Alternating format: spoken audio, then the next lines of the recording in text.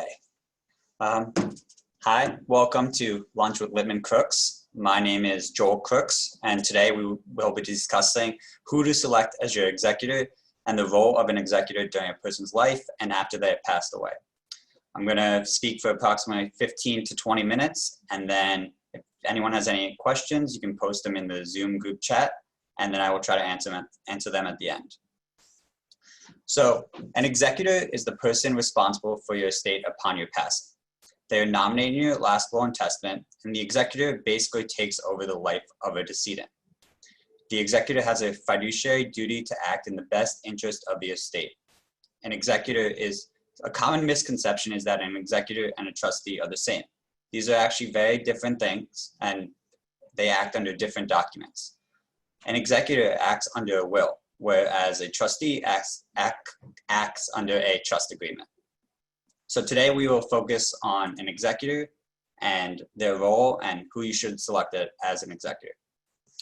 Let's first discuss who you should elect as an executor.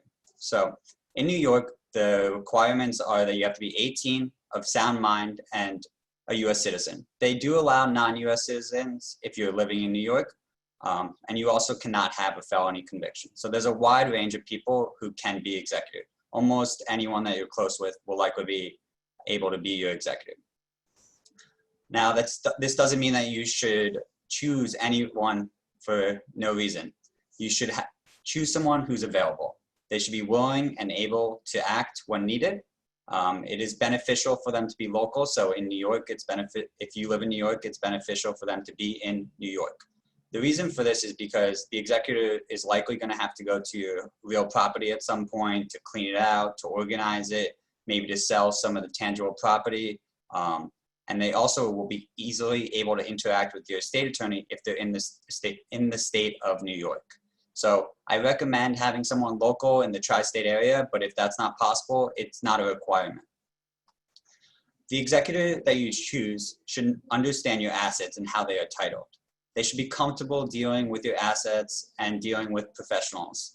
They're going to have to deal with lawyers, financial professionals, brokers possibly, and there's numerous other types of professionals that they will have to interact with. So they should be comfortable in that setting. You should also be thinking about age. So you don't want someone so close to you unless you have a successor executor lined up, because it's very likely if they're close to you in age that they will likely pass around the same time as you. And so you want someone who's, as your successor executor at least, who's a little younger, maybe your child, someone who will definitely be there upon your passing. So, and it doesn't have to be a family member. So many people think that it needs to be a family member like your child or your spouse, but if you're not comfortable with that, then you don't have to, you can select a close friend. You can even select an attorney to be your executor. So a lot of people like to, or their accountant or any type of professional who understands and knows your assets. Now this sometimes can get a little tricky. A lot of times attorneys or accountants, when they end up acting as executor, they are either retired and not really interested in doing it anymore, or they're too busy with their work and they might not be able to fully act as executor, and this can cause issues and delays in the estate administration process. You can also select a corporate executor. So there are many institutions like banks and other financial institutions that will allow you to pay them to be a corporate executor. This doesn't include a fee, and they usually want your estate to be pretty large. So not everyone is able to have a corporate executor, but it does allow an impartial, neutral party to conduct your estate administration. Now, you also want someone who's able to talk about death and able to talk about the difficult situations of your passing with your family members, with your loved ones. The estate administration process is very long and it does not end quickly. So there's going to be recurring times where you need to discuss the passing of maybe a loved one or someone else. So that's why you need someone who's comfortable talking about your death and is able to act when you pass away.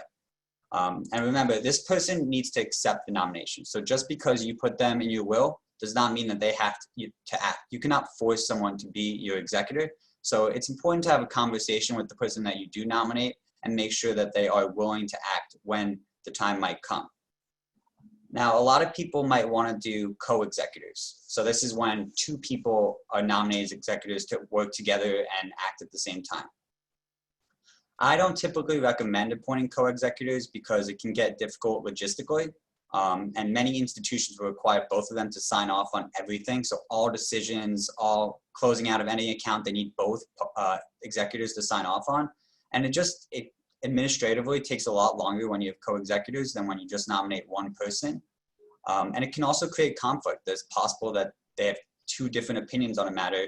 And for instance, what broker to use if you need your house to be sold at your passing, or how to do something. So I don't think that I don't recommend having co-executors, but a lot of people do like to have two people because they might not trust one person, but they want them to be, or but they want them to be involved. So you can have co-executors. You can even have 3 executors if you would like, but I do believe that it administratively makes the process a little more difficult. If you are to have multiple executors at the same time, I do recommend that they are acquainted with each other, they work well together, and they get along. Because you don't want any conflict upon your passing. It could be troublesome for your family members and numerous other people involved in your estate administration process. And you also want to make sure that they're both going to be available and willing to serve. Now, the executor's role during life. So once you have your will and it's drafted, the executor doesn't really have much to do until you pass away. What I recommend doing is that you should tell your executor where your original will is kept, because they're going to need that immediately upon your passing. And they should have a good understanding of your assets. They should know where your assets are located, how are they titled, how much is in each bank account, what is your total value of your estate, how are your assets going to be distributed upon your passing, do these assets have beneficiary designations? So they should just have a good understanding of your life and your assets, because once you pass away, they can't talk to you anymore. And so they're going to have to act on the information that they have at that moment, or the information that you gave them during their life, or any additional paperwork that they might find around your apartment or home. So that's really all the executor really needs to do during their life. Now, after you pass away, the executor, I like to say the executor has 5 basic functions. They need to work with an attorney to file for probate. They need to marshal assets. They need to determine cash requirements. They need to pay reasonable funeral expenses, debts, administration expenses, and taxes, and contact all necessary parties. And then the 5th thing is to distribute assets in accordance with the decedent's will and/or will. So let's go back to the first one, which is file for probate. Once a person passed away, you want to obtain their original will immediately and consult with an attorney and file for probate in the appropriate jurisdiction. Many people believe that just because you're nominating an executor and you're willing to act, you can immediately act upon a person's passing. This is not true, and you actually need to have the court appoint you as executor and grant you letters testamentary. Once you are granted letters, then you can officially act. And the court is very backlogged right now, especially with everything going on with COVID, that it's taking them longer and longer. It could be a month before you receive letters and are able to act. That's why it's important to get the petition in as soon as possible, and you're going to need original death certificates and the original will in order to file the petition. Now, I highly recommend you consult with an attorney upon someone's passing when you are an executor, and get advice from them. In addition, you do not want to unstaple the will. This can cause a lot more issues. If the will is stapled, keep it that way, or else we'll have to do a staples affidavit and numerous other affidavits in order to be accepted for probate. Now, once the court grants you letters testamentary, then you can begin the process of marshaling assets. So what this entails is to collect all the assets in an individual's name. So you might have accounts at Chase, you might have accounts at TD Bank, or there might be a brokerage account at Vanguard. You need to collect all of these assets and bring them into, what I like to do is bring them all into one umbrella. So bring them all into one account called an estate account. So you would title it the estate of and the decedent's name. And you can keep many banks. We use Orange Bank and Trust, but many banks like Chase or Citibank, you are able to open an estate account there. And when you open an estate account there, then you can funnel all of the other assets into one account. It allows it it's a lot neater and makes it easier for record keeping. because you might be asked certain questions from the court or from a beneficiary, and it's important to have everything clear, neat, and organized. And remember, there are many different types of assets. There's IRAs, 401ks, investment accounts, checking accounts. So you just want to make sure that you're able to funnel everything into one umbrella. There's also another resource called unclaimed funds. So in New York, if you Google unclaimed funds in New York, then there is a website that you will be taken to, and it has all these. If you insert your name, it has any unclaimed funds that you haven't claimed during your life. So everyone can go check now, and we also do it when someone passes away, but there might be like $50 that you haven't collected that someone's been trying to give to you, or there might be more. So I recommend everyone check unclaimed funds. The next step, number 3, is determine cash requirements. So you want to determine how much expenses you're going to need, how much cash you're going to need. Typically when there's an investment account involved, I recommend liquidating the account, because your job as an executor is not to grow stocks and the volatility of the market, you don't know if it's going to go up or down. So if you have it just in cash, you liquidate it, you take the step up in basis in order to have beneficial tax for the tax reasons, and then you make it just all cash. That's why you don't have to worry about the volatility in the market. You also might need appraisals if there's an estate tax involved. So currently in New York, the estate tax is $5.8 million at the moment. So anything over that, you would need to pay an estate tax on. The federal number is approximately 11 million.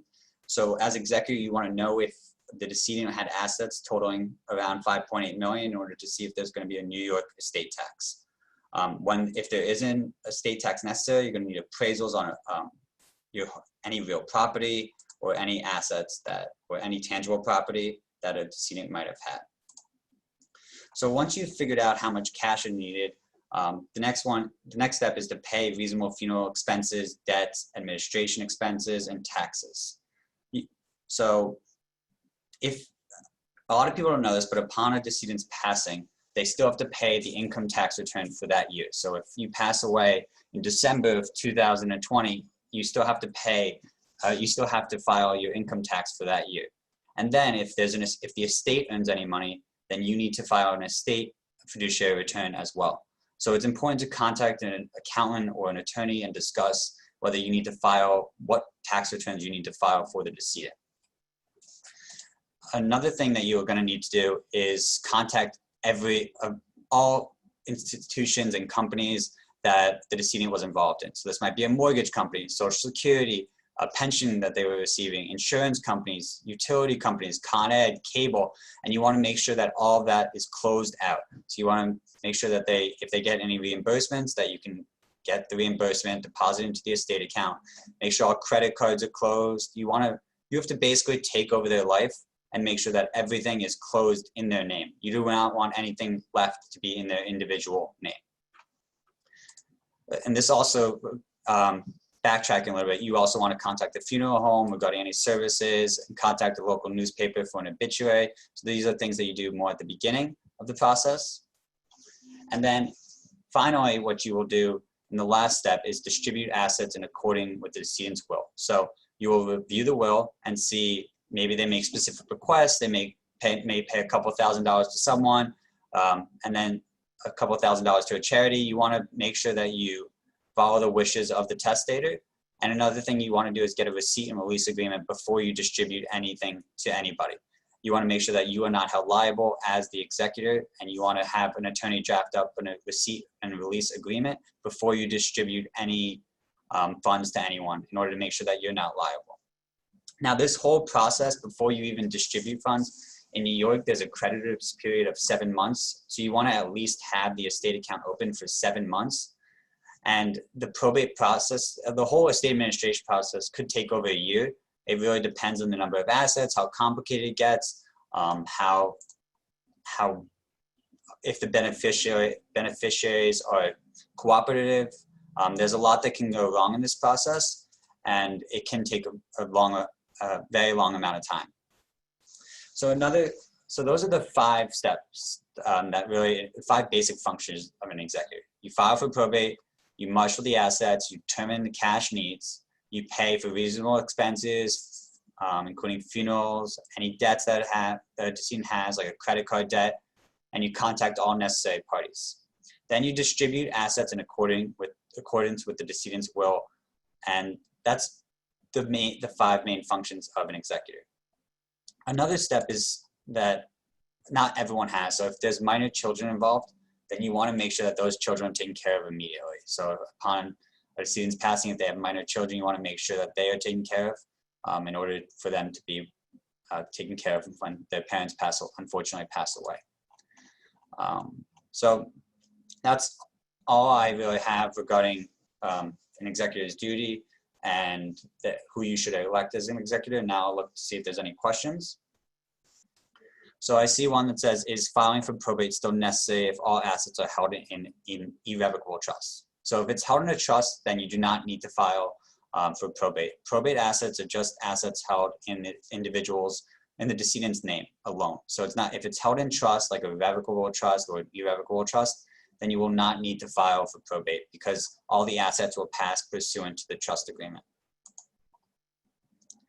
So another person said, can you please review why it would be necessary / advisable to have a co-executor?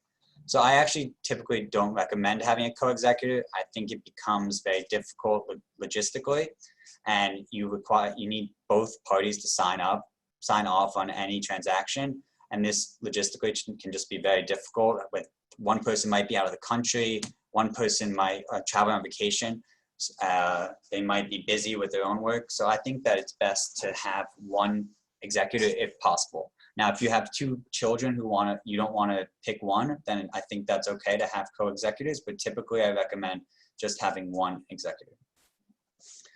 I see another question. How about assets held in banks and designated payable at death? Again, is this probate necessary? So no, if you have a beneficiary designation, then that does not pass through probate. So for example, if you have a Vanguard account and on that Vanguard account, it lists your children as the beneficiary designation, that asset does not need to pass through probate and can go payable upon death to the beneficiaries. Another question is, what happens if the deceased did not leave a list of passwords to online accounts, and that is where all the information is? What can you do? So what we like to do before someone passes away is we have them fill out an authorization of digital assets, and this allows the executor then, when the decedent does pass away, to access these digital accounts. But this can be very tricky because all these institutions, under the terms of service agreements, they have specific instructions for what happens when a decedent passes away. So typically they allow the executors, so you will need to go through probate then if you need that information, and have letters testamentary issued to you, and then you can provide that to the institutions where you need to collect the digital asset information from. What if the executor has estate assets in their name jointly with the deceased? Is probate required? So again, this is a situation where probate is not required when there's jointly held assets. What you will want to do is contact the institution and let them know, provide them with a death certificate and let them know that that the decedent passed away, and then they can automatically transfer it to just your name alone. Okay, what if the deceased and executors have moved out of the state of New York into the same state? So it depends on where the assets are then. If you still have assets in New York, then you will need to file probate in New York, but you typically file probate on where you are domiciled at your passing. So if you move to Florida, then you will file probate in Florida. Then you would have ancillary probate if you have any assets still in New York. So even if you have a New York will, if you are domiciled in Florida at your passing, and that's where you live, then you will have to probate in Florida. What if a parent lives in Israel and has property there, and her children live in New York? How can a estate get handled? So if you have property in a foreign country, it can be a lot more difficult to handle upon your passing. Many countries have their own rules on what they will allow and if they will take New York letters. So you're going to have to contact that institution in Israel and discuss with them what they need in order to obtain the asset. Can the trustee be the executor? Yes, a trustee and executor are oftentimes the same people. because they typically have very similar duties. And so people like to nominate the same trustee as the executor. For a couple that passes in the same year, file taxes jointly, and the joint bank account is closed, to whom should the refund check be addressed? So it should be addressed to the estate of. It can be addressed to one of the decedents, so it should be addressed to the estate of the decedent, and then you can deposit that into an estate account. How does credit card jointly, husband and wife held, need to be closed when W passes? So what I would do is contact the credit card institution and let them know that the wife passed away and that her card is no longer needed. And then they will likely just transfer it to the husband's card. And then you will then the wife will no longer have the card in her name anymore. Do you have to order death certificates? If so, how many is enough to order at the time of death? So yes, you do have to order death certificates. Typically the funeral home will help you and work with you to obtain death certificates. I typically like to get 10. I think that's a good round number, and it allows you, because you will need them throughout the process. Many institutions will want original death certificates, so it's definitely beneficial to have more than less, because it's a pain to go back and forth and get more when you need them. I recommend 10. How does one find an attorney to assist with the dispersal of assets? Approximately how much does this process cost? So it depends on the estate. It can cost anywhere from, the probate process alone, just submitting the probate documents can cost a couple $1,000s. And then it really depends on the administration process, how much help you need throughout the process. But we at Littman Krooks are happy to help you, and we can assist in any way that you need.